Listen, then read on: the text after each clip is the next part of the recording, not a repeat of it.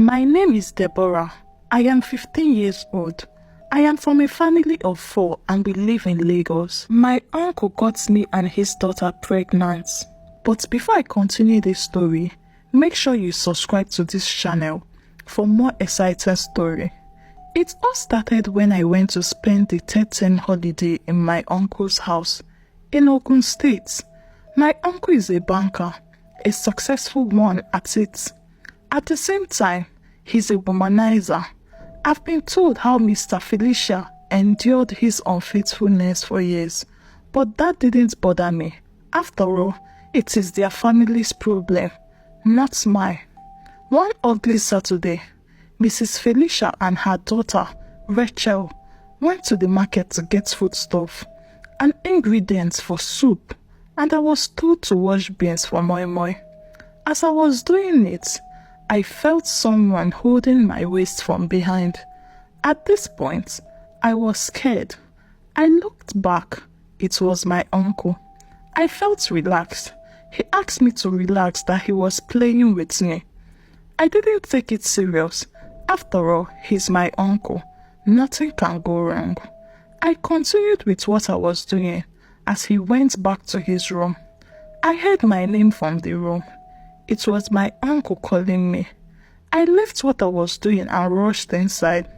When I got to the room, he asked me to help him spread the bed sheets. As I turned to do it, he pounced on me from behind. At this point, I started believing all the allegations against him.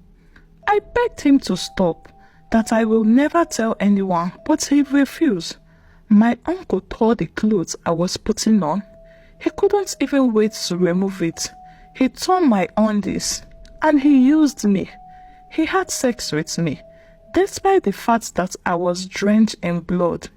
He molested me until he was satisfied. After this incident, he apologized that he was sorry. He couldn't control himself at that point and that he never knew I was a virgin. Ever since then, my uncle went down on me. He has been doing everything possible to satisfy me. There are times he will branch boutique from work and buy me beautiful dresses. He treats me better than his only daughter, Rachel. Everyone now calls me my uncle's favorite, without knowing the story behind his sudden princess treatment towards me. Although my uncle's wife was suspicious, the way I walk changed. My body growth changed to what I can't explain myself. She asked me what was wrong. I told her nothing, as I was scared to tell her, because my uncle had threatened that he would kill me if I ever tell anyone. I don't want to die, so I pretended to be fine. Few weeks later, I noticed that I wasn't feeling fine. I was vomiting and I was scared. My uncle's wife suggested that she would take me to the hospital for tests and treatment. But my uncle said she shouldn't bother, that he would take me to their family hospital himself when he's going to work that morning. As he has said, I followed him. It was there I got to know that I was a week pregnant. At this point, I hated my life. I hated myself. I felt like dying. He conveyed with the doctor not to reveal what he discovered to anyone, not even his wife. We got home that day. He bought me fried rice and chicken and gave me a pill to take. I took the drug that day before going to bed. The next day soon arrived. My uncle's wife left very early to work with her daughter. My uncle stayed behind, as if he knew what would happen that day. I was ignorant. I never knew what the drug he gave me was for, until I started bleeding. He took me back to the same hospital where I was treated and returned home before everyone else. At this point, I was tired of spending the rest of my holiday in my uncle's house. I spoke with my dad that I wanted to come back home, but he refused and insisted that I stayed with my uncle for the rest of the holiday. It was 3 weeks to the end of the holiday already. I felt relaxed a bit because my uncle traveled for a business trip. He spent 3 days. This period, I was relieved. I mean, not seeing his wicked, ugly face alone gave me peace and joy.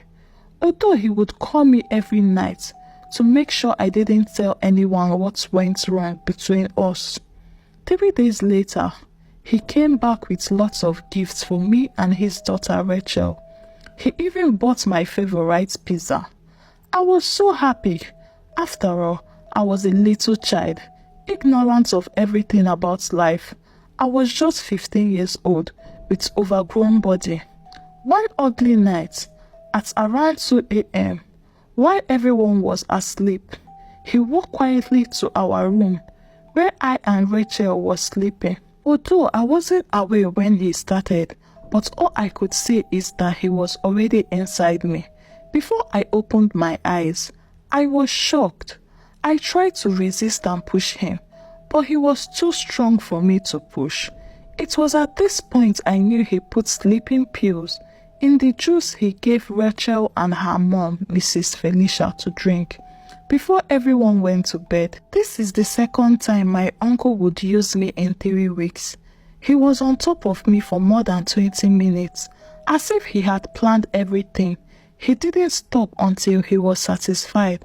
I was praying for death, but it wouldn't come. After this ugly incident, he begged me again, using a nasty excuse for his behavior. What was the excuse? He said I was too sweet for him to control himself. Whenever he sees my thighs, he promised me it wouldn't happen again. I told him he should stop molesting me, considering the fact that I am his niece, his brother's daughter for that matter, and he is married with a child too. As usual, he promised not to do such to me again. I wept slowly as I slept off. I couldn't believe my sexual experience will start from where I least expected. My uncle, a man who is meant to be a fatherly figure for me, who is meant to protect me, took advantage of me to wise in 3 weeks. At this point, I wanted to clear my mind by revealing everything to my mom. I called my mom on Monday. I said, "Mom, I want to tell you something." She responded by saying, "What is it? What is it again? Are they starving you?" Quietly, I said no. My mom is a type of person that doesn't like complain. Apart from this, she's a lazy woman. Yes, she's my mother, and I am not sorry to say she's a lazy woman. She doesn't want to ever hear complaint from any one of us, in as much as someone is easing her of her daily troubles and rough play at home. I mean, I and my siblings tend to spend our holiday away from home. My immediate sister Kate went to my mother's sister in Sagamu. The one after her, our last born, Tabitha and Cynthia, went to spend their holidays at our auntie's house in Ibadan. I chose to spend mine with my uncle because of his daughter Rachel. We really love each other, but at this point, I started regretting and blaming myself for choosing to come here. Therefore, my mom was enjoying our absence. She wouldn't need to wake up early to cook or shout every day because of our daily troubles. But that is not enough reason not to care for your female children. We are all girls. My father, on the other hand, is a busy man, traveling from one place to another for business, so I wouldn't want to disturb him at all. But all that time, the only person that could have heard me was my mom. But she failed me. The molestation and abuse continued in my uncle's house. At this point, I was loving it. Of a truth, I am 15. I should know my right from my wrong. But I was ignorant of everything. It got to a point where I don't even resist. Whenever he wants to use me, I am used to it. He turned me to his toy.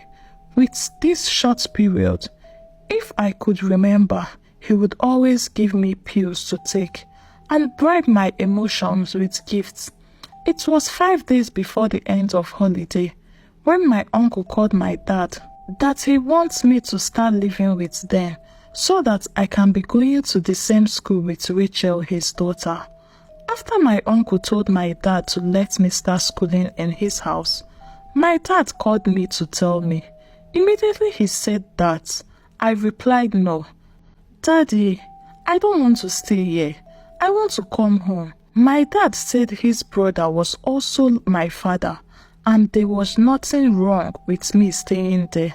At this point, I wanted to open up to my dad. I just wanted to tell my dad that his brother has been using me, forgetting that he also has a daughter. Unfortunately for me, my uncle was overhearing our conversation. Immediately I said, Daddy, something is going on that I want to tell you. My uncle stood up and collected the phone from me. He told my dad that I was just kidding. This was how I was silenced. I felt nobody cared to hear from me. 2 nights after that day, what I saw shocked me. I couldn't believe my eyes. I woke up around 3 a.m. and saw my uncle on top of his daughter Rachel, like she was unconscious. Maybe he doesn't know sleeping pill doesn't have much effect on me. This is how my body system is. At this point, I pretended to be asleep as I watched everything with one eye closed. It was at this point I got to know that my uncle is an infidel, an animal, just as my pastor will say. Everything happening within this period was just like a movie to me. I couldn't believe my experience. Does it mean my uncle has been having something with his daughter even before I arrived? Does it mean Rachel was no more a virgin? Are all these things happening naturally, or my uncle is under a spell? All these questions ran through my head at the same time. I began to wonder why my uncle is doing what he's doing. I believe he might be having sex with Rachel in the same house when her mother, Mrs. Felicia, lived. At this point, I concluded that Mrs. Felicia was worse than my mom. How would you not notice the change in your daughter? So since all this while, Rachel has been keeping something from me, just the way I have been keeping something from her too. I believe it was time for me to tell her. One Sunday morning after church, I lied to Mrs. Felicia that I and Rachel would love to go back to church for an evening children prayer. Fortunately, she allowed us to go. I took her to a place close to where the boys in the area used to play football. I told Rachel there was something I would like to tell her. To my greatest surprise, she read my mind. She said, "Is it about my father?" I was shocked. She continued by saying, "Hope he hasn't done anything with you." At this point, tears dropped down my cheeks slowly. I told her everything her father has been doing to me since I came. Rachel revealed to me that her dad has been having intercourse with her since she was in GS2. She was 14 years old then. If you see Rachel, you wouldn't believe she's 16. She's pretty just like her mother. Her growth is rapid. She also revealed to me how her class teacher also did the same to her when she was in GS3. You mean your class teacher also used you? I asked her. She said yes, and I asked her if she ever told anyone. And she said the class teacher threatened to deal with her if she ever revealed what happened. I asked her what about reporting her father to her mother or anyone else. She ignored the question. Instead, I suggest we report everything that has happened to our pastor. She said no. She was scared. We both agreed on a plan. A plan we didn't tell anybody. We went back home that day, still pretending like nothing happened. Now I believe that I and Rachel are kids with adult experience. Throughout that day, it would take only a careless mother not to notice that something was wrong with us, because our attitude in the house changed. We were ashamed of ourselves, and at the same time, we were scared and confused. Our plan was to go to Mrs. Ajoke's house in the next street. Mrs. Ajoke was a woman rights activist. According to what I heard, she was the type that loved to fight for female child, and that was because She had similar experience when she was a kid. She was also molested by her pastor when she was young, and whichever case she takes up against any irresponsible man, she would make sure she sees them off to prison. Like, does this mean my uncle too will go to jail if he will report everything going on? I asked myself, in as much as I don't like my uncle, like I don't like what he's doing to us, I also don't want him to go to jail. Hence, I was tired of being molested. He had sex with me more than 4 times in a month. He's a serial user and a custodian molester. We went to bed that night scared because every night is something we look forward to. Rachel is the type that sleeps no matter what. I woke up around 12 a.m. and went to the kitchen. I took a knife that we use in cutting vegetable. I came back to the room and kept the knife beside me that night. I didn't know what came over me that night, but I was prepared for anything that could happen that night. What happened later that night was not what I expected. I woke up from my sleep at the middle of the night. I saw someone trying to touch me, and immediately the devil used me. I used the knife on the person. All I could remember was that I ran the knife through the person's stomach. I shouted continuously as I shivered. Oh no, it was Mrs. Felicia. She came to check up on us that night, which is unusual for her. Like, she has never done that before. I didn't mean to harm Mrs. Felicia. Like, I thought it was my uncle that came again to do his usual evil acts. Within 5 minutes, the whole room was soaked with blood. My uncle rushed to the room that night. When he saw what happened, he couldn't ask who did it. He carried Mrs. Felicia and rushed her to the nearby hospital. It was at daybreak I got to know that Mrs. Felicia died because she had lost so much blood from the injury. I couldn't believe I just killed an innocent soul. At this point, the story of my mystery just started. After the death of my uncle's wife, my dad and mom came to my uncle's house. They were asking him what led to the death of his wife and how it happened. To my greatest surprise, he lied that it was an accident in the kitchen. Immediately, Rachel walked out of the sitting room. Does it mean my uncle is trying to protect me from the police? Or does it mean he's trying to protect his own image because of what he has done in the past? All these questions ran through my head. 4 days later, my uncle facilitated the burial of his wife. He doesn't want any more investigation or questioning. Mrs. Felicia was buried in one of the cemeteries in Oyo. How can this man be this heartless? I asked myself. He didn't even want his wife to be buried in his house. School soon resumed. My dad finalized that I was going to live with Rachel and her father so that I can jointly be taking care of him.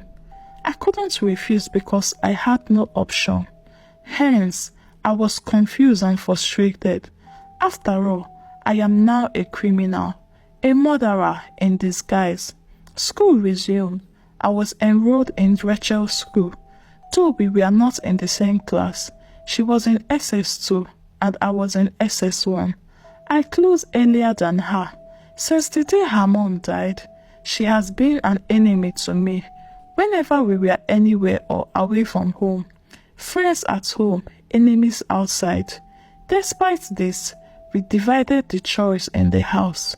She would cook because she was a good cook. She learned that from her mom. So Rachel can cook any type of food.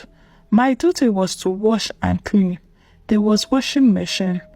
Though we don't always do house chores during the week, because ever since Mrs. Felicia died, my uncle comes home just weekend. In that same month, I clocked 16. My uncle bought me gifts, took us out.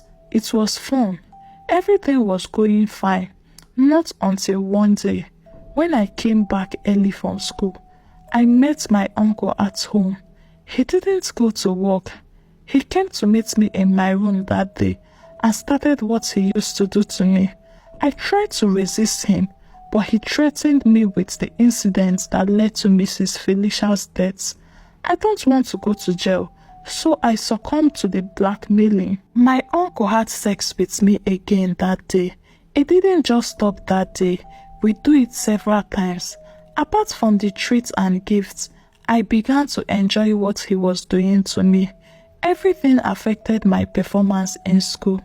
That time, out of 40 students in the class, I came 35. This was unusual for someone that used to take the third position. I no longer focus in class. All I think about is what my uncle does to me, to the extent that I always look forward to it. My life was getting shambled. Although Rachel was not aware of everything going on, I guess he has stopped the act with his daughter. I couldn't believe I became an addict at the age of 16. The cruel part was that my uncle would give me pills to take, so I am used to it. I chose pleasure over common sense. I was blown away by ignorance. My escapade with my uncle continued for a long time. I hope girls will continue to learn from my mistake and the one I will still reveal. My relationship with my uncle continued. At times, he would take us out and buy us lots of things, like clothes, shoes, and my favorite pizza. I love pizza so much. In a nutshell, my uncle takes good care of us. At this point, my dad and mom don't even call at all. They felt I am not with a stranger, or that my uncle will take good care of me since he has a daughter too. They were careless. After some time, I and Rachel settled our differences, not by verbal or oral form, but we became close friends again. But I didn't tell her what was going on between I and her father, my uncle. Rachel came back home from school smiling and excited. I came home before her. I knew something fishy was going down. That day, she spent more than 30 minutes on phone call in the room. I wondered who she was talking to, but I was never going to ask her after the call. After the call, she was done with the call. I asked her what made her so excited and happy that day. At first, she wanted to keep it from me, but as my paddy, she wouldn't. She told me Ifeanyi. Ifeanyi was one of the finest boys in our school. Like, he asked her to be his girlfriend. Immediately I asked her what was her response. She said she told Ifeanyi that she would think about it. Wow! I was wondering why she didn't say yes to Ifeanyi instantly. Ifeanyi is every girl's crush in our school. He's a very handsome guy. They are like 5. Ifeanyi, Sola, Favor, Winga, Ahmed. They are all handsome. I had the second thought that Rachel was lying to me. She might have said yes. Deep down within me, I also want Ifeanyi. It was later that night I got to know they were already dating. So I had to keep my eyes and mind off Ifeanyi and wait if others will have feelings for me. I also want a boyfriend deep down within me. That weekend, my uncle came back home after traveling for 3 days. I won't lie, I was fond of him already. Whenever Rachel is asleep, I would walk slowly to my uncle's room and we would make out till I was satisfied. I even forgot I was 16 years old with adult experience. One Monday, I was in school sitting alone in the school library when Sola, a dark handsome thug boy who happens to be one of the finest in school, came to me. I was shocked. I couldn't believe. I blushed. He said hi to me, which I responded. That day, I and Shola exchanged contacts and he promised to call or chat me on WhatsApp when we get home. I got home that day with excitement. For Shola to approach me, that means I am beautiful, I said to myself. I looked at myself in the mirror severally.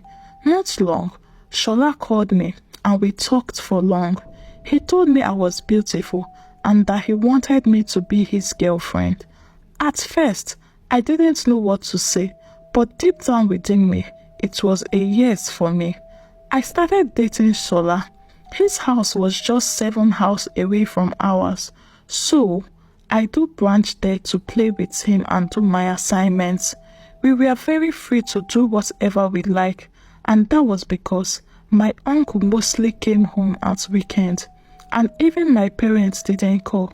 Shola's parents too were also not around. They were also very busy. During this period, Rachel came home very late. I wondered why. I later discovered that she always hung out at Ifeanyi's house after school.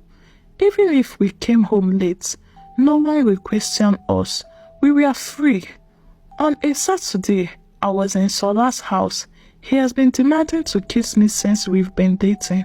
The very first day we kissed, we ended up having sex. I was ashamed of myself.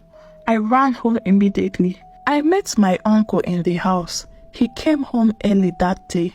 Around 6:30 p.m., Rachel was still nowhere to be found, but my uncle didn't bother me much. It was clear to me that she went to spend time with Ifeanyi in his house. I went straight to the room. I showered and changed my clothes. I heard my name. My uncle called me. I know what that meant. I went to meet him in his room. He started what he used to do to me.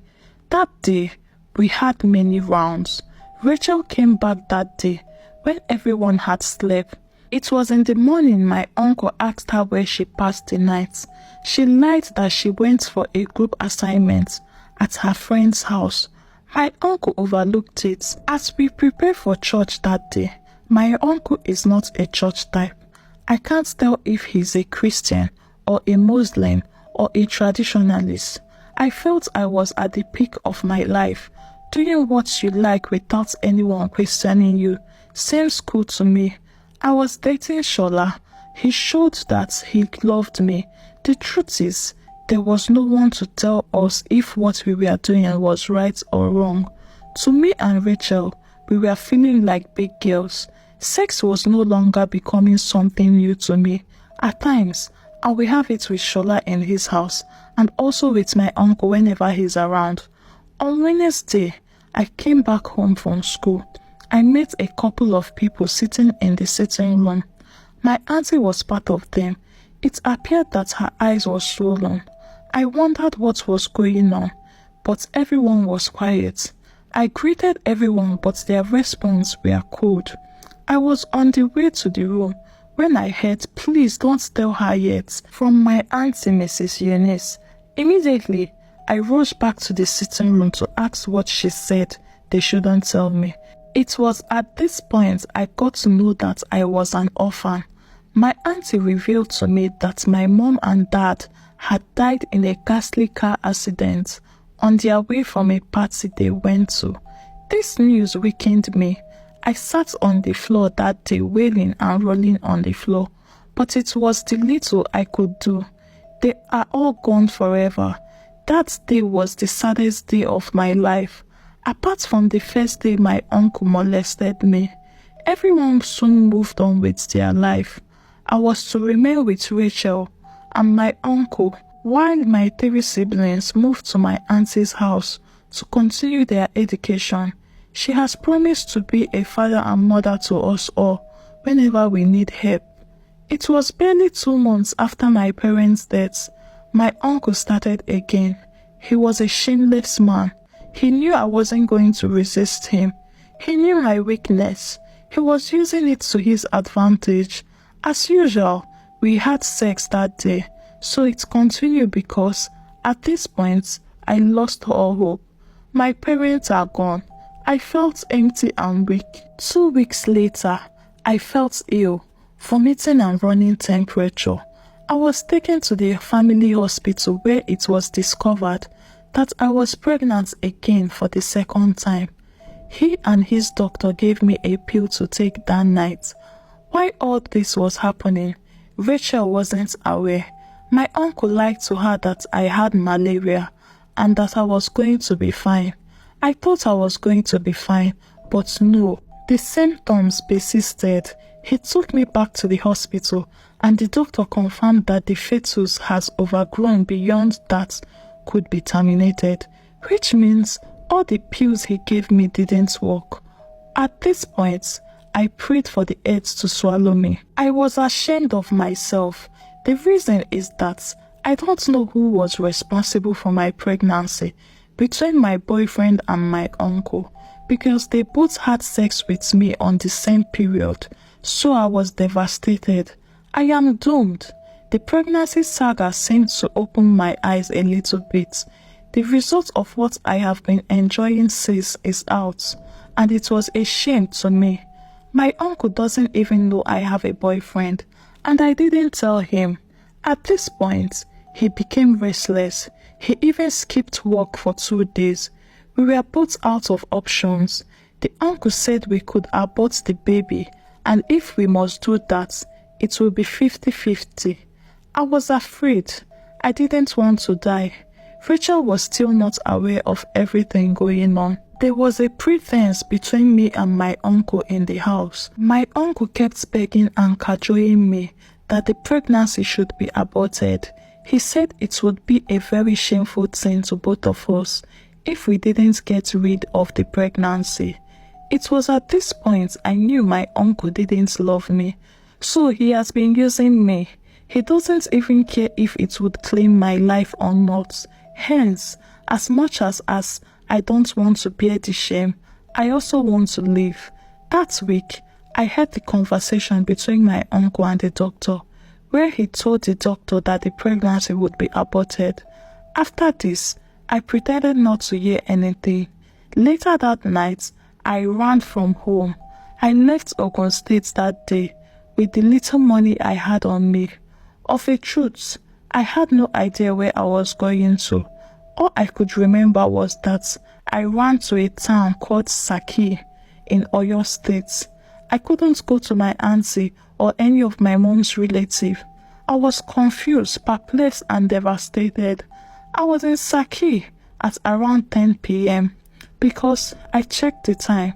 My phone was still with me, but I threw away my SIM card to avoid anyone calling me. It was at Saki I started to regret why I ran away from home. I didn't know anyone there, no family there. I had to spend the night in one abandoned house there. When I thought my problem were getting solved, I encountered another problem in Saki. I was raped by 3 guys in the uncompleted building that night.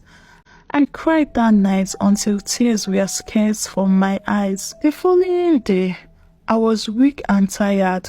I sat on the school bag I used to take a few clothes with me. It was at this point I met Mrs. Benisola. She was just passing by when she saw me. She told me that she parked her car somewhere close and she decided to buy roasted corn that day. She helped me. She lifted me and took me to her car.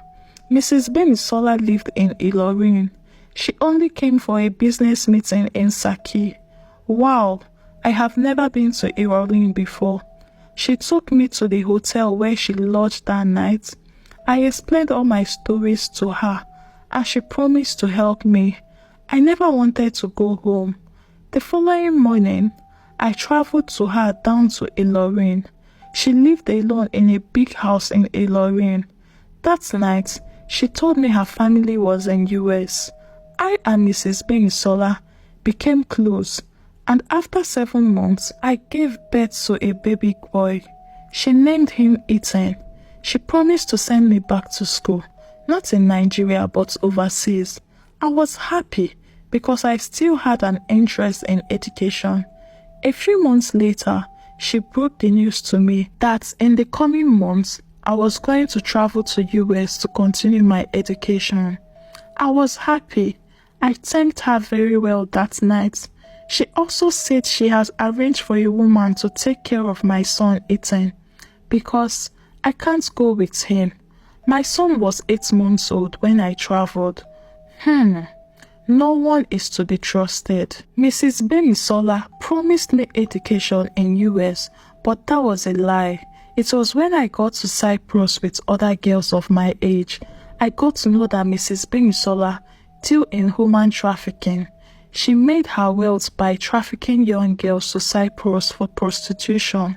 Mr. Sheyi, one of the men who worked for her, also revealed to me that my son has been sold to a rich man before I left Nigeria. I started thinking about my parents. I wish they never had that accident. I wish I never went to my uncle's house for holiday. That holiday changed everything. It ruined my life. Life in Cyprus soon started. We had no option. We had to play along, else we would starve to death. Although I was not happy with the way they gave us out to men in prostitution for money, hence I felt I had nothing to lose. I was already useless. Life in Cyprus was not a good one. It got to a point I regretted running away from home. The truth is, I was confused and devastated. I felt used by my uncle. Hence, someone told me that there were steps that I should have taken against my uncle. Steps like reporting the affair between us to someone I trust or to an agency in charge of girl child. The person even blamed me for allowing my uncle to destroy my life. The truth is, I was young and ignorant. Hence, I shouldn't have been quiet about it. However, there are many young girls out there with similar experience to mine, whose uncle, teacher, father, siblings, brother, cousin, or custodian had in one way or the other taken advantage of them. There were many rape cases out there and many young girls silenced because of their ignorance and timidity. It was at this point I got to know that I should have spoken up. Like when the whole molestation started, I should not have kept it to myself.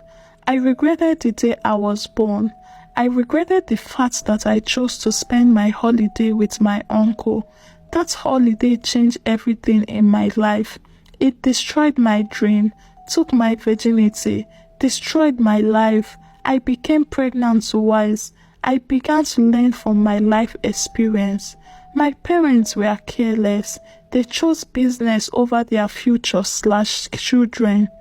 Although it was through the business they were able to take care of us, hence they should have balanced it. My eyes began to open in Cyprus. I started missing my siblings. I wonder how life would be treating them in Nigeria. The girl children are facing a lot that they can't even tell anyone. At this point, I made up my life that if life treats me better, that I was going to become an advocate for girl child. I was going to make sure that every girl child with similar experience as mine would probably get justice. But how can a prostitute achieve that? I laughed at myself. There was no hope anywhere. I couldn't continue with my education. Even women betrayed women. Both genders are desperate.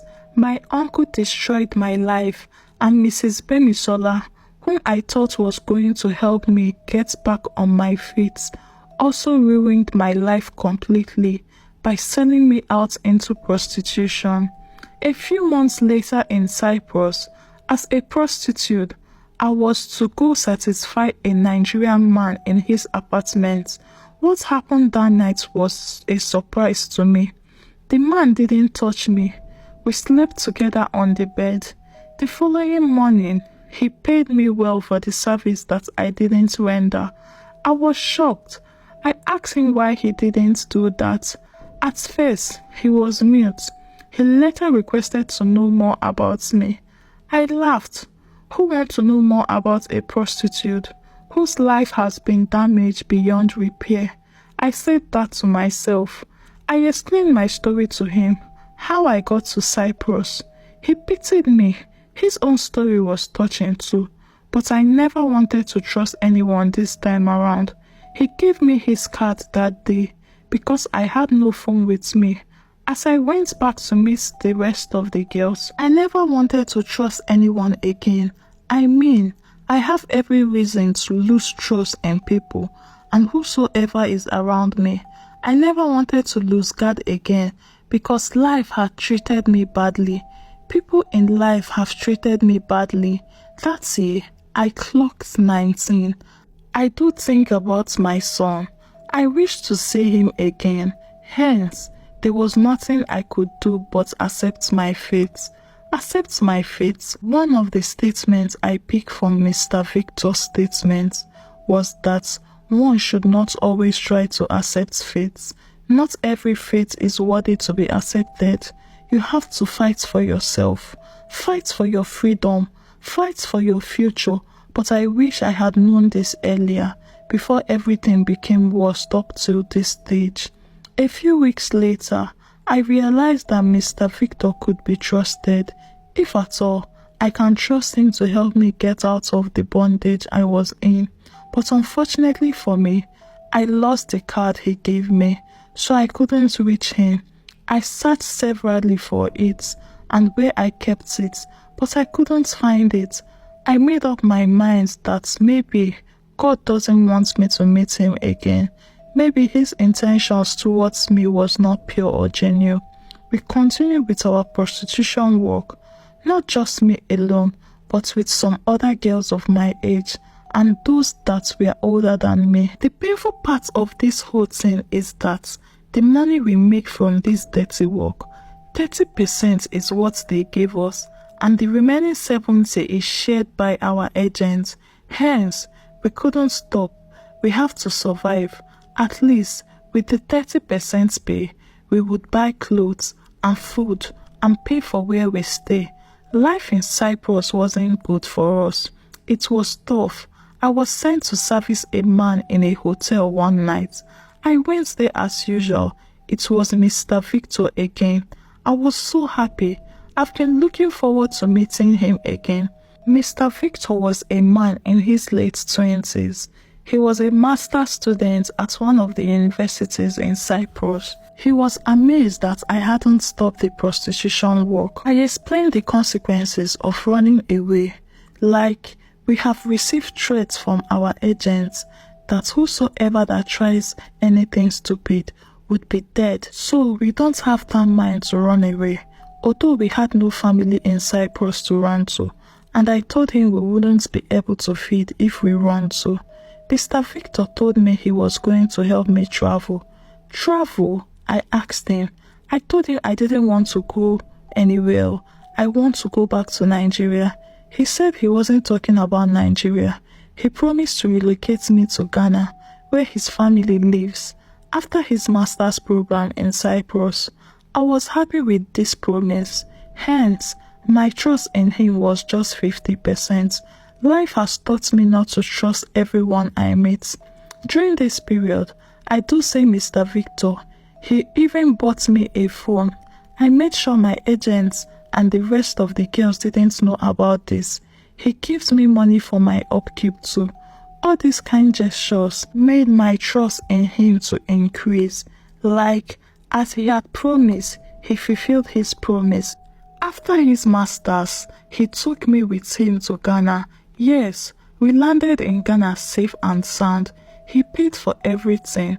I was so happy and I couldn't thank him enough. He took me to where his family lives and introduced me to them as fresh. His family accepted me with great pleasure. I became a part of the family. Mr. Victor had two brothers, Marvelous and Joseph. His dad was late, but his mom was still alive at that time. After a few months with their family, what I ran away in Nigeria and Cyprus started again. It was one of his brother Joseph trying to force me to sleep with him. This Joseph was different from the one I read about in Bible. I had escaped this severally, but I didn't tell Mr. Victor. I was afraid that if I told him, their mother would think I was trying to cause enmity between the three brothers. No one would believe me. The attempts to molest me didn't stop. There are times he would sneak to my room and try his nonsense, but this time around, I was not ready to sell myself out as I have done in the past. My past had haunted me enough for me to be wise and strong. It was one evening that Joseph came with determination to get what he wants by force. He tried to force me. I hit him on his head with a flower vase. He fell to the floor and blood was over everywhere. I couldn't run because their youngest brother, Marvelous, came back that minute. He called the Ghana police and I was arrested and taken to one of the stations in Accra. After my arrest, I spent days in detention. At this point, I knew I was not going to escape. The saddest part of it was that what life was bringing before me was more than what I could manage. Mr. Victor chose his family over me. He forgot all the promises he made to me after he heard the news that his brother had died in the hospital in Ghana. I became a murderer for the second time. The first one was with my uncle's wife, and I escaped the punishment of the law because of my affair with my uncle. I knew I was not going to escape the current one. The situation was different. I was charged to court. I had no family in Ghana that I could call to help me hire a lawyer. Thank God for Mrs. Teme, a Ghanaian police officer who heard my stories and decided to help me. She didn't do it on her own, but she contacted a woman. Her name was Mrs. Joy. Mrs. Joy was in Nigeria, an advocate for girl, child, and human rights activists. It was Mrs. Joy who helped me with a lawyer to defend me in court. Mrs. Joy tried for me. On the day of the trial, I was told by my lawyer to explain my story before the jury and what led to the situation that brought me to the law courts. As I have been told before, I did everything my lawyer said I should do, but Mr. Victor wanted a death sentence for me at all costs. He forgot everything I told him and his promise for me. Thank God for me that day. The judge was a woman. I pleaded guilty for my offense and I explained that it happened under tight circumstances. It wasn't intentional. The judge termed my offense as self-defense. Hence, instead of a death sentence or life imprisonment, I was sentenced to 4 years imprisonment. It was one of the help I had received in recent times, although I still ended up in prison. I served my jail terms dually. During this period, Mrs. Joy never left me. She would always come around to cheer me up and advise me. Life in Ghana prison was a tough one.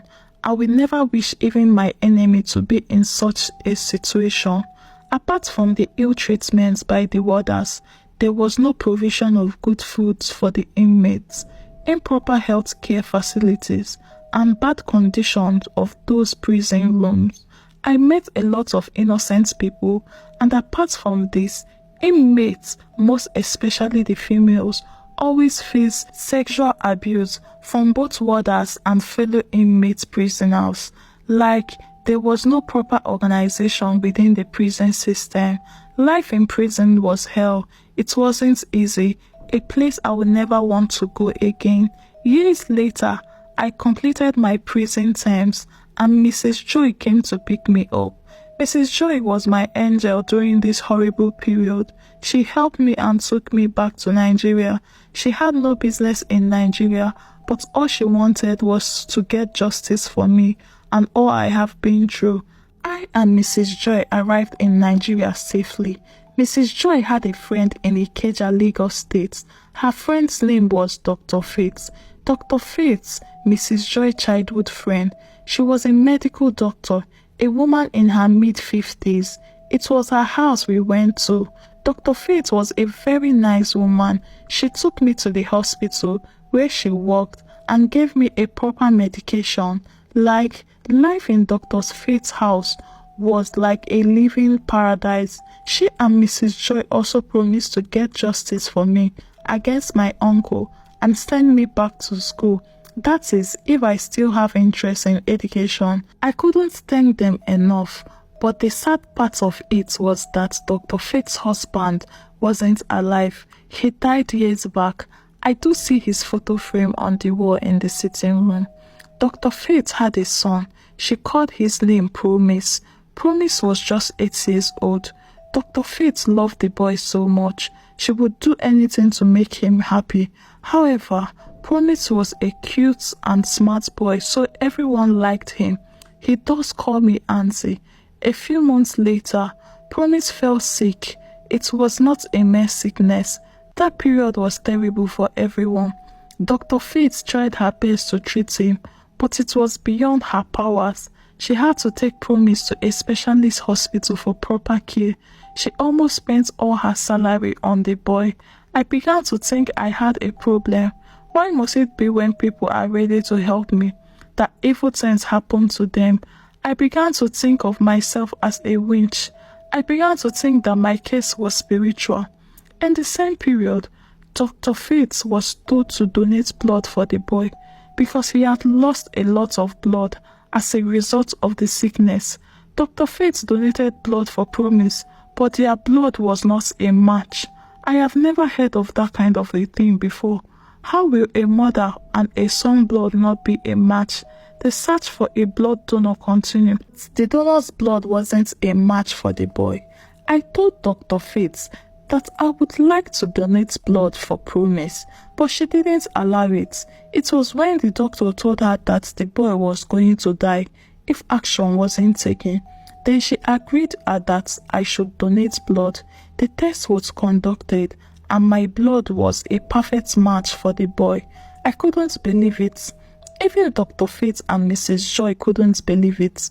After several tests, the results came out to be the same. After I volunteered to donate blood to Promise, my blood matched his own. I was curious. How could that be possible? Even Dr. Faith, who happens to be the mom, her blood wasn't a match for the boy. There was tension between us all in the hospital. Dr. Faith and Mrs. Joy good attitude changed towards me. At that point, they no longer treated me well, the way they used to do again.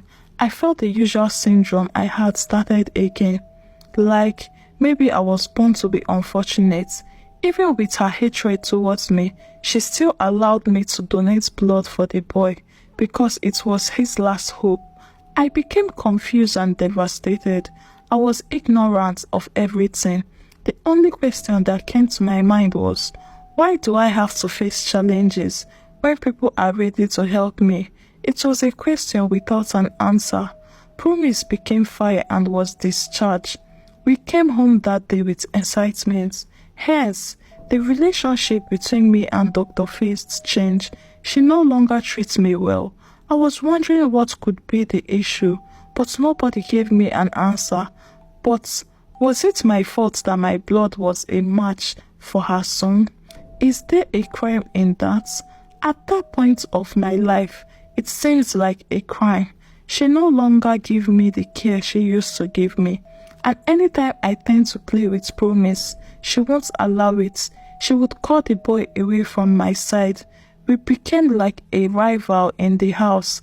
I felt their hatred towards me, so my sadness ignites again. One fateful day, Dr. Faith and Mrs. Joy were talking in the room about how they were going to get rid of someone. I was scared by the statement, even though my name wasn't mentioned. The same day, I got to know that Promise was not Dr. Faith's biological son. She bought Promise with money from one Mrs. Bemisola. Immediately, my brain flashed back to the Mrs. Bemisola that I once lived with, the woman that sold me into prostitution and sold my baby for money too. All this assumption made me believe that I was the one they were preparing to kill. Without spending more than 10 minutes in the house, I ran away from the house. I wandered hopelessly in the streets of Lagos. It got to a point where I had to even beg before I could eat. I started regretting the day I met Mr. Victor. He should have left me alone in Cyprus to continue my prostitution job. Hence, I wanted my son back, but how can I do it without having any backup? They will just waste me for nothing. Their conversation shows that they were ready to do anything to have the boy, so I continued to live in the streets. Life in the streets of Lagos wasn't a pleasant thing. A lot of things happened in the streets of Lagos. The streets consist of people whose dreams have been aborted or destroyed, or those who are orphaned, who struggle to keep up with life. I have seen several how little kids of age 11, 12 snatch pockets, bag and money from people in the streets. Although I wouldn't blame them because it was the choice life gave to them. Apart from all this, the streets are full of unsafe vices such as rape, violence and unrest. It was the same streets where I met Kate.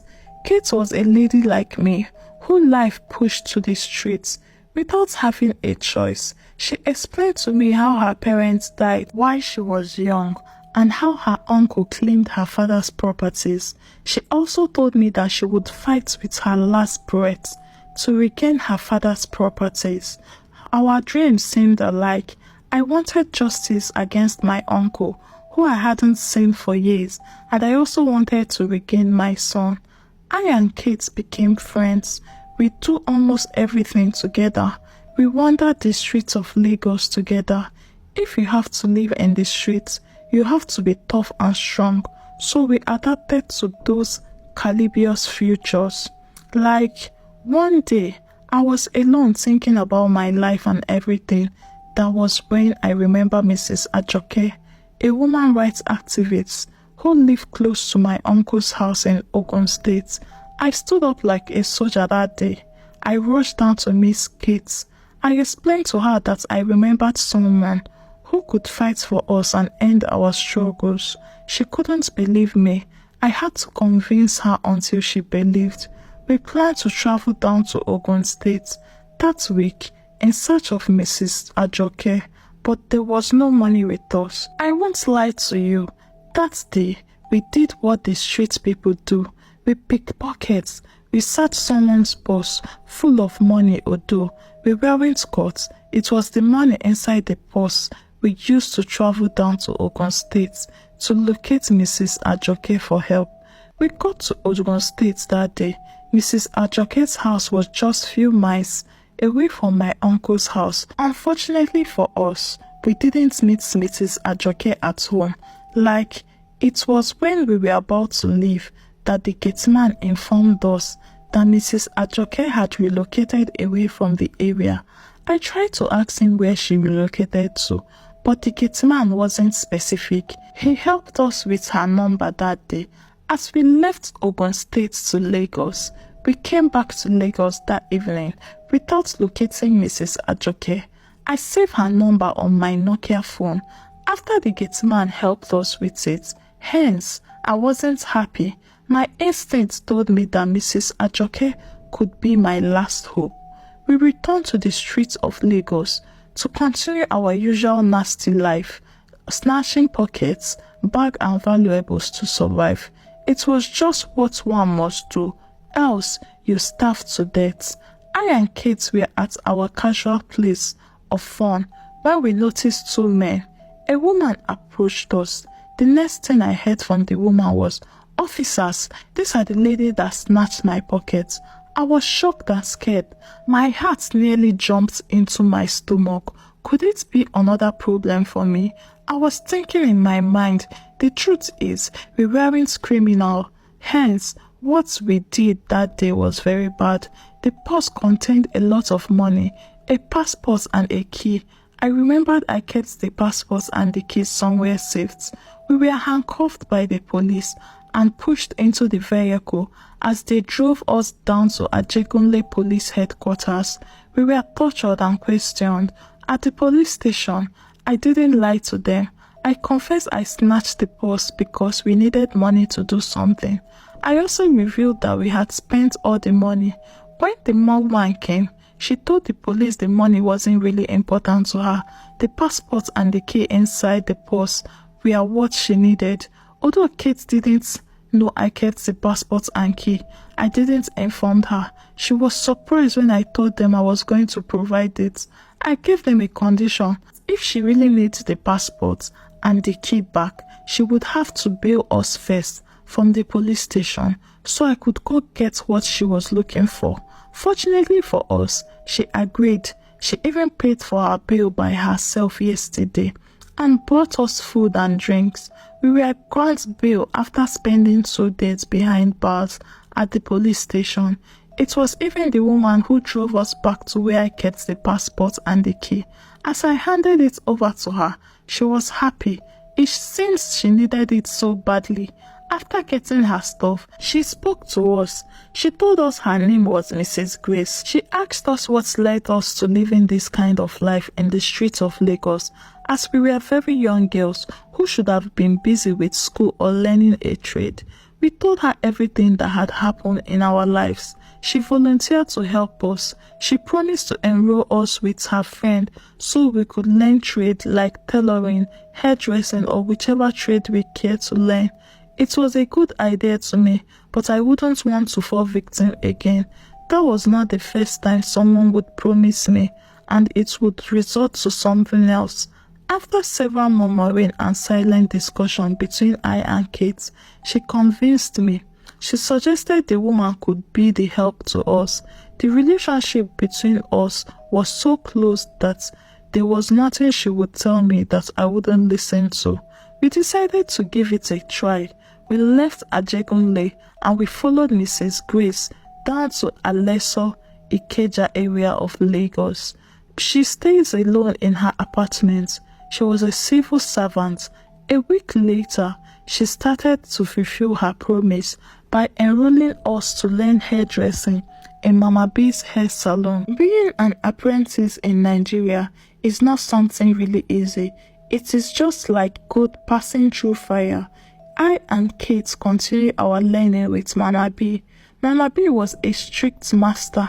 She doesn't take nonsense from anyone. Hence, I never had any issue with her. On Thursday, we were braiding a customer's hair. When a woman came to the shop, she greeted everyone. I looked up. I couldn't believe my eyes. It was Mrs. Ajoke, a woman I have been looking for a very long time. I jumped up with excitement as I hugged her. She doesn't recognize me, but I do. Mama P even gave me a resounding slap for what I did, but Mrs. Ajoke appeared lost. She couldn't remember where she knew me from. It was after I explained myself, telling her where I knew her from and how I have longed for her help all these years. She remembered and greeted me hospitably. Mama B also apologized for slapping me earlier. After Mrs. Ajoke was done plaiting her hair, I followed her to her car to further tell her everything about myself, what my uncle did to me in the years, and about reuniting with my son again. She was emotional. She felt pity for me. She told me she knew my uncle very well. She called him a wayward man. She even told me that many cases and molestation cases have been linked to my uncle in the past, but she was looking for perfect evidence to deal with him. Yes, of course, I would be the perfect evidence. She left that day after giving me her hot mobile number where I can contact her whenever I want to visit her. She gave me her address as well as some amount of money. I had to hid it from Mama B, else she will skin me alive. She doesn't like it when we collect money from her customer. She termed it as begging. I and Kate got home that day. In the evening, we closed around 6 every day. We met Mrs. Grace in the house and told her how I met Mrs. Ajoke at the salon and who she was.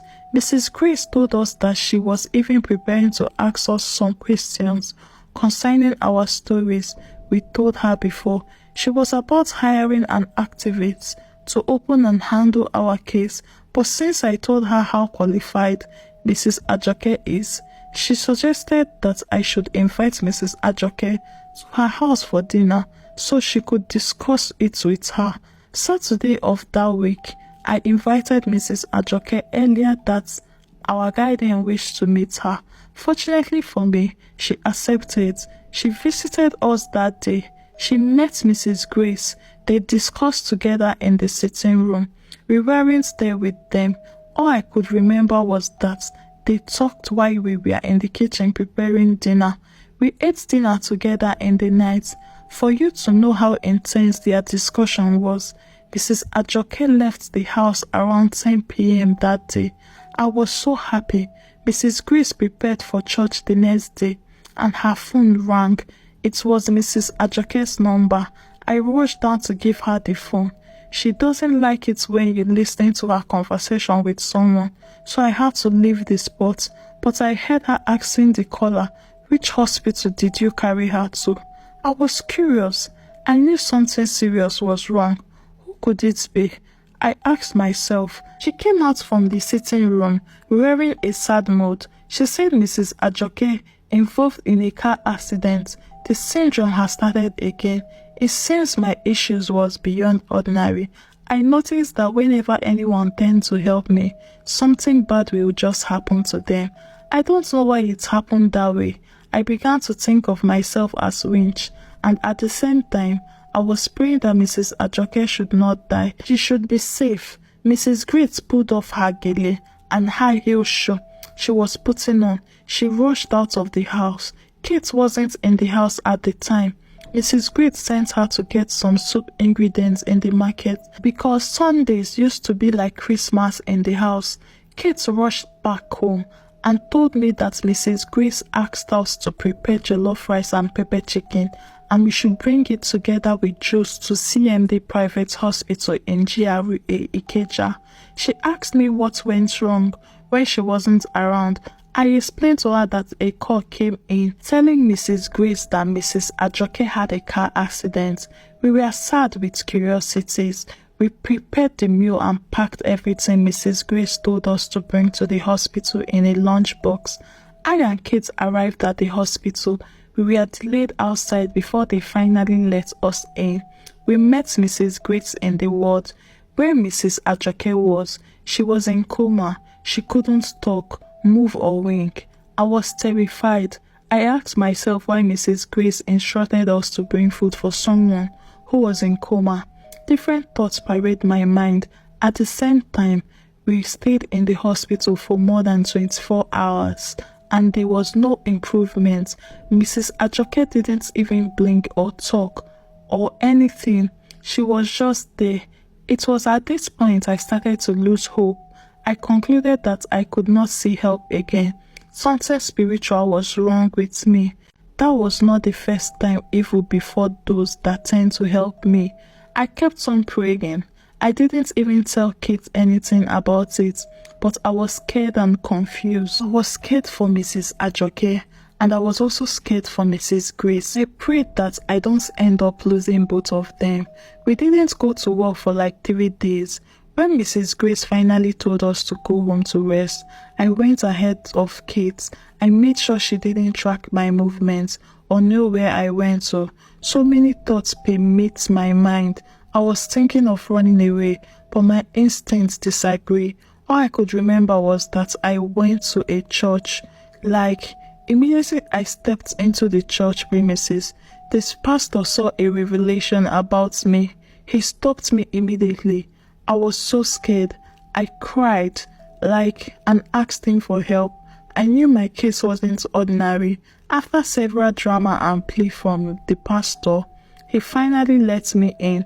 He sat on a plastic chair at the edge of the church. It was there the pastor told me he saw a revelation that someone had used sexual intercourse to destroy every fortune I had in me. I couldn't believe my ears. I asked him to come again, and he repeated the same thing 3 times. At this point, I couldn't control my curiosity. I was shivering and crying. Since all the fortune in me has been destroyed, why am I alive then? Which means I am a living dead. I asked the pastor to help me ask the spirit who the person was, because I had slept with a lot of men. Of a truth, it all started from my uncle. He molested me years back and got me pregnant twice. That was the same incident that made me run away from home before I was sold into prostitution, and my son was sold to a rich woman, which I later discovered. Moreover, I was once a prostitute in Cyprus too. I have slept with over 80 men, so who among them stole my destiny or my fortune? I asked the pastor severally. The pastor delayed me for like 20 minutes before he finally sent someone to tell me that I should come the next day. He had a lot of people to attend to. I asked the person whether he had a message for me, but the reply I got was no. I left the church with different thoughts in my mind. I was even thinking suicide. I was hopeless. My destiny had been taken away a long time ago. No wonder I have been able to see a genuine helper. No wonder evil things happen to my helpers. I began to think who could have done such a thing to me, but I couldn't even think of any, because I couldn't count how many men I have slept with. I got home that day and pretended like nothing was wrong with me. I cried that night till daybreak because I was hopeless and weak. Meanwhile, Mrs. Ajoke was still in coma fighting for her life. I got home that day around 7:30 p.m. Kate asked me where I went to. I lied to her that it was Mrs. Grace that sent me on an errand. Kate, being Kate, believed me. I joined her in the kitchen as we prepared the food we ate that night. The following morning, we woke up early and went straight to the hospital because Mrs. Grace had informed us that she would be going to her office that day. We arrived at the hospital. Mrs. Ajoke was still in coma. I even heard the doctor suggesting they transfer her to a specialist hospital because her condition wasn't improving. I blamed myself once again. I already knew everything was happening because of me, because of the syndrome in me. Hence, I was praying to God to deliver me. A few hours after, Mrs. Grace left the hospital for work. I spoke to Kate. I lied to her that Mrs. B, our boss, asked me to come. Kate agreed. I promised to come back as early as possible. I left the hospital and rushed back to the church to see the pastor. When I got to the church, I couldn't see the pastor. I was delayed for more than 2 hours before I was called upon to meet him. Where he used to receive visitors, the pastor told me that immediately after I left the previous day, he saw a revelation that the person responsible for the problems in my life was someone very close to me. In a nutshell, my blood relation. He said the person used girls to renew his wealth weekly. I fell into his net in the past. Mind went straight to my uncle. He was the only family relation who I had intercourse with while I was in his house for the holiday. I wasn't even the only one. He also slept with his only daughter back then. Does that mean he also used his daughter to renew his wealth? Wow, my uncle is a beast. I explained to the pastor how evil things has been happening to all those who helped me. I also told him about Mrs. Ajoke, who was in the coma fighting for her life because of me. I asked the pastor for a way out. The pastor said we should pray, especially for Mrs. Ajoke, that God should bring her back to life. Hence, I have to look for my uncle and locate him. He said my uncle and I must see each other face to face, and that was the only solution he gave me, apart from fasting and prayer, he suggested. I thanked him as I left the church. After spending 3 hours, I went straight to the hospital.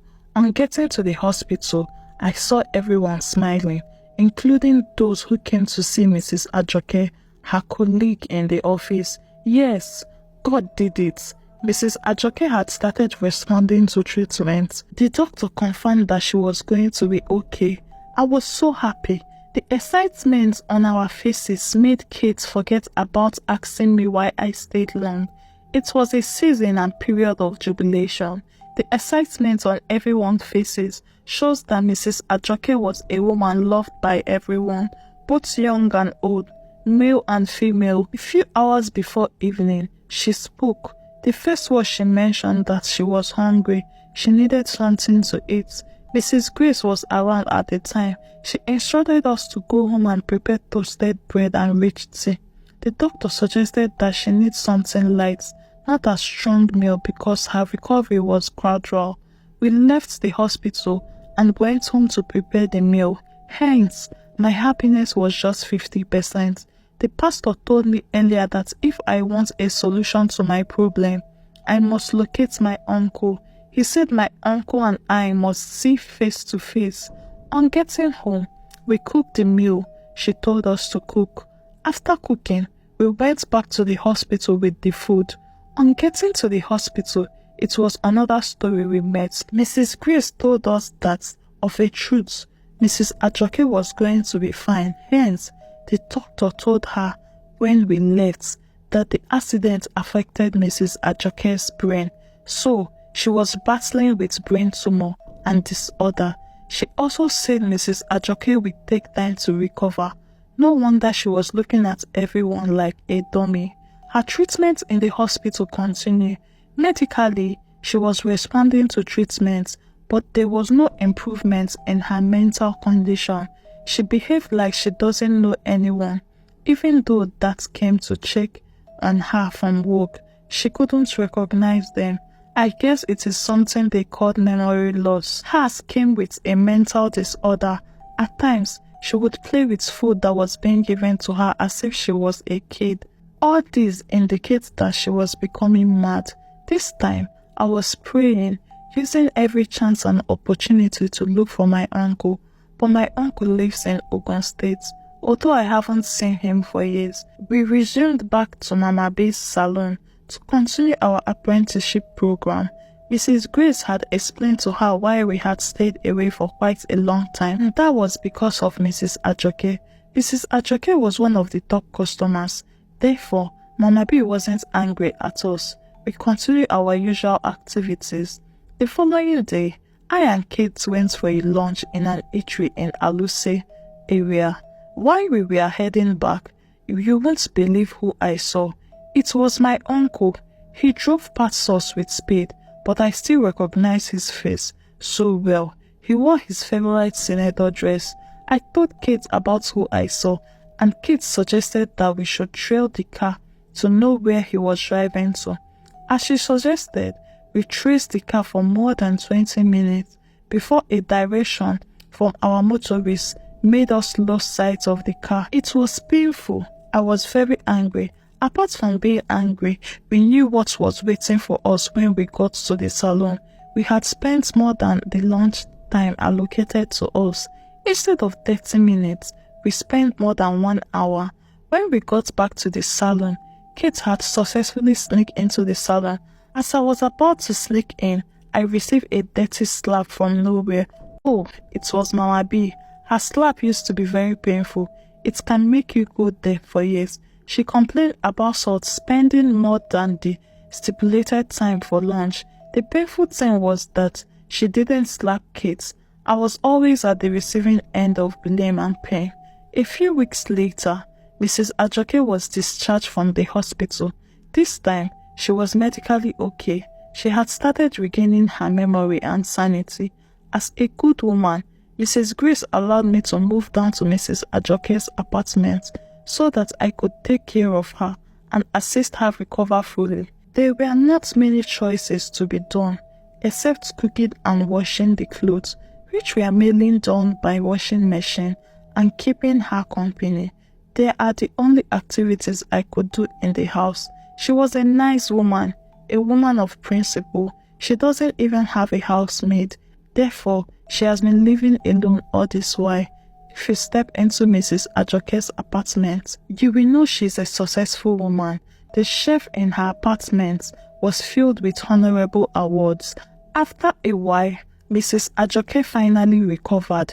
She became active the way she used to be before. She asked me if I would love to continue living with her, which I agreed without even having a second thought. She liked me a lot. She even begged Mrs. Grace to allow me continue staying with her. Mrs. Grace gave consent to it. She permitted me to permanently stay in Mrs. Ajoke's house. Although Kate remained with Mrs. Grace, the week before Mrs. Ajoke resumed work, she suggested that I put my apprenticeship program in Mama B's place on hold for the meantime. She wanted me to go back to school. I love this idea. I have always wanted to go back to school. I had a dream of becoming a lawyer when I was in secondary school. This dream was still intact before the horrible holiday that made my uncle ruin my life. After several talks with Mrs. Grace and Mama B, they finally agreed that I should go back to school if I still have the interest in education, and I replied to them that I still have an interest in education. On the same note, Kate said she doesn't want to go to school, but she would rather continue and face her apprenticeship program. She said she would not cope if she went back to class. Of a truth, she told me back in the days that she wasn't a bright student when she was in secondary school. They promised to support her aspiration. Most especially, Mrs. Ajoke personally affirmed to me that she would sponsor my education up to the level I want. I thanked her that day. I was so very happy. Things have started falling into places for me. It seems God has started answering my prayers. I reminded Mrs. Ajoke about getting justice against my uncle for all the evil things he did to me when I was still with him, as well as getting my son back from Dr. Faith. Mrs. Ajoke promised me that she would help me with the support I will need to make sure I am fully happy again. I was enrolled in secondary school. I went back to SS1. I wasn't even ashamed of my class.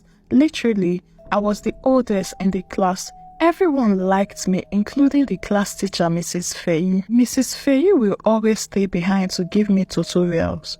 Although I do pay her, her role in my life during this period is something I will never forget. I was enjoying my new school. I was also enjoying peace of mind staying with Mrs. Ajoke. The last time I experienced such was when I was with my parents. That was when they were still alive. That was before I chose to spend the holiday with my uncle. I will never forget that holiday. It changed everything in my life. It ruined my life. It gave room for my uncle to useless my life. It was the same period that my parents died. Who knows if it wasn't my uncle who caused their accident to inherit my father's wealth. My father was a very rich man. When he was alive, the only flaws my parents had back then was carelessness and bad parenting. Our parents loved us to the extent they could buy anything for us, anything that we want, but they failed in the aspect of good parenting.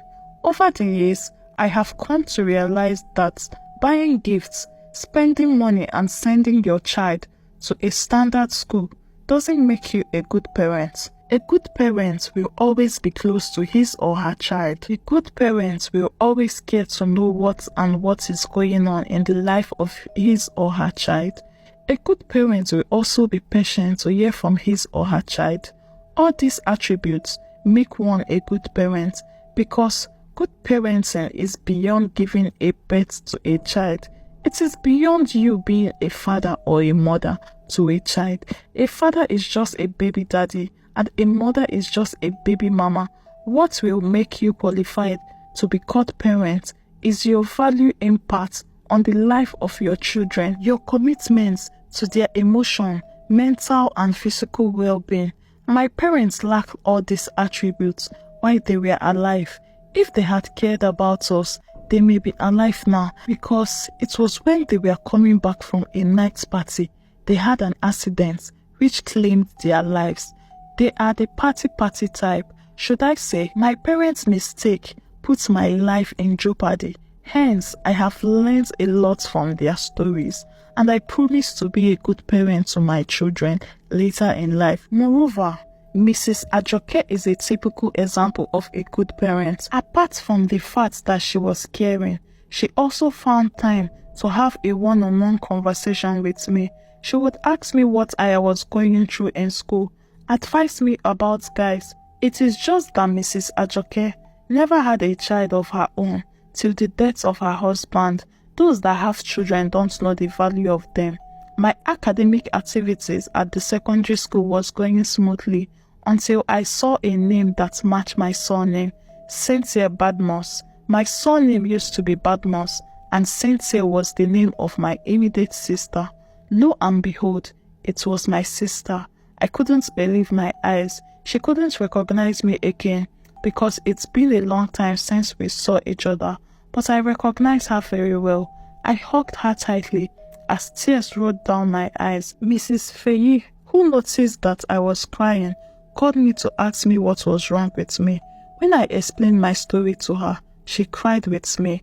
After reuniting with my immediate sister Cynthia, it was through her I got to reunite with my auntie, my dad's elder sister, and my 2 other siblings. I was very happy when I met them. Although before I ran away from my uncle's house, my auntie was living in Ibadan. I learned she relocates back to Lagos the previous year. My auntie told me how my uncle lied to her and the rest of the family that I deliberately ran away from home after my boyfriend impregnated me. I couldn't believe my uncle could do such a thing. Like, she also told me that they searched everywhere for me but couldn't find me, and they finally concluded that I was dead. I narrated the whole story to my auntie. I started telling her where my uncle defied me and turned me to his toy. I told her how he abused me by taking advantage of my ignorance. I also told her how I ran away from his house after he got me pregnant twice and wanted to risk my life to abort the baby, even when the doctor said it would claim my life. I told her everything I went through in the hands of Mrs. Bemisola and how she sold I and my son out. She opened her mouth in awe. She couldn't believe her ears. I started crying as she consoled me. My auntie was very furious. She was angry at my uncle. Right from time, she doesn't like my uncle, even though they were siblings. The following day, she sent some police officers to arrest my uncle. Fortunately for them, they met him at home. He was arrested that day and taken to the police station.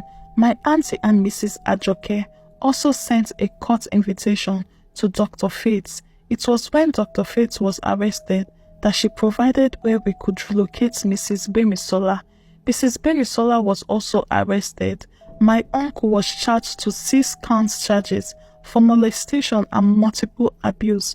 Mrs. Bemisola and Dr. Fates were charged with human trafficking and child sales. They were called upon to court some days later. The court opened the case by hearing my side of story. I told them everything. Thank God for other evidence. Each of them has been linked with their offenses for a very long time before that day. The judge pronounced my uncle guilty. She sentenced my uncle to 35 years imprisonment with hard labor. On the other hand, Mrs. Bemisola was sentenced to 25 years imprisonment, while Dr. Fates received a 5 years jail term and her professional certificate was taken away from her. After all this, I finally reunited with my son Promise. I felt inner peace. I was very happy. I was free at last. I continued my education and my auntie took charge of my son and my siblings as I went back to Mrs. Ajoke's house to continue living with her. My auntie and Mrs. Ajoke played an important role in my life. They helped me get back on my feet after all I had been through. Thank God today I am a certified lawyer. I have won over 20 cases, all thanks to God Almighty. The moral lesson of this story is that as a parent, always listen to your child whenever they complain. Never neglect your children. Even if they complain about a family member, listen to them. A lot of children are going through the same thing because their parents refuse to listen or because they have no one to speak up to, no one to believe them whenever they say their story. Even if the thing sounds as if they are saying rubbish, listen to them because in every nonsense there is always a sense, and always pray to God to give you direction on how you would become a good parent. I would like to know what you learned from this story. Do not forget to subscribe, drop a comment, like and share these videos to your family and loved ones. See you in the next story. Bye.